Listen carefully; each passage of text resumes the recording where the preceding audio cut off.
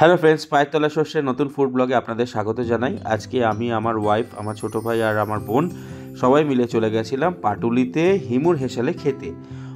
অপূর্ব এই চারিদিকে অ্যাম্বিয়েন্স, বাইরের অ্যাম্বিয়েন্সটা যতটাই সুন্দর, ভেতরে অ্যাম্বিয়েন্সটা ঠিক ততটাই সুন্দর। সব কিছু মানে একদম ছবি তোলার মতন, ভিডিও করার মতন।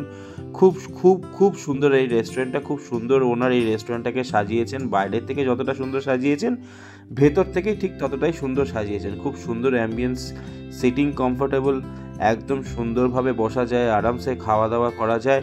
আর রান্না বান্না নিয়ে কোনো প্রশ্নই উঠবে না। রান্না বান্না এত সুন্দর, এত সুন্দর। আমি এত বাংলার রেস্টুরেন্টে খেয়েছি, আজকে এই রেস্টুরেন্টে খেয়ে আমি মানে পুরো ফিদা হয়ে গেছি। মানে প্রত্যেকটা খাওয়ার মুখের মধ্যে ফ্লেভারগুলো যেন ব্লাস্ট করছে। মানে এত সুন্দর খেতে, এত সুন্দর খেতে। আমরা খুব ভালো সময় কাটিয়েছি। হিমুর হেসেলে যিনি ওনার ছিলেন, তিনিও মাঝখানে এলে আমাদেরকে জিজ্ঞেস করলেন কেমন রান্না হয়েছে, কেমন খাচ্ছি। এত সুন্দর ওনার মানে কি বলবো, আমাদের সঙ্গে কথা বললেন, আমাদের সঙ্গে আড্ডা মারলেন, গল্প করলেন। মানে অপূর্ব অপূর্ব। আমরা মানে হেভি সময় কাটিয়েছি। 1টার সময় গেছি আর 4টের সময় বেরিয়েছি। কখন যে সময় কেটে গেছে নিজে জানি না।